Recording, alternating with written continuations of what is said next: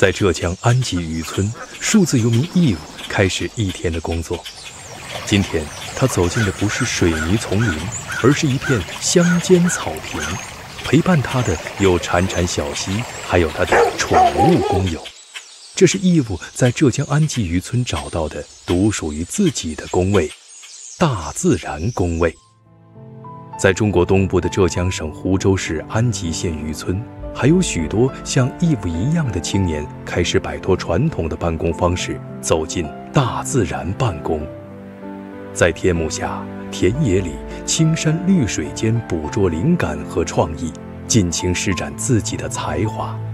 渔村位于风景名胜区竹海景区的核心区域，距杭州约80公里。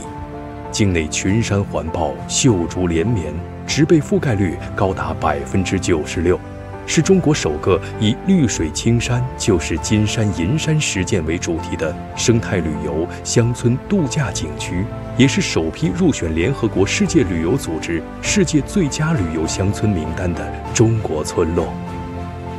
缘起渔村的大自然工位计划，旨在充分利用渔村优质自然资源，将乡野自然与现代工作方式相结合，为青年才俊打造一个活力四射的自由工作环境。在这里，他们不仅可以在大自然中发现自己心仪的工位，还可以参加社区为青年们准备的丰富多彩的休闲文化活动，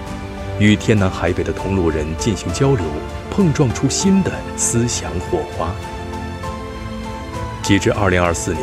渔村累计推出3000个大自然工位，并配备桌椅、无线网络、充电等基础设施，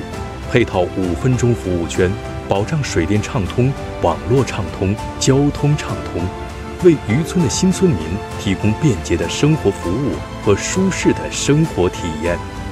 这种全新的办公形态吸引无数城市青年移动办公，为渔村的发展注入了新的活力。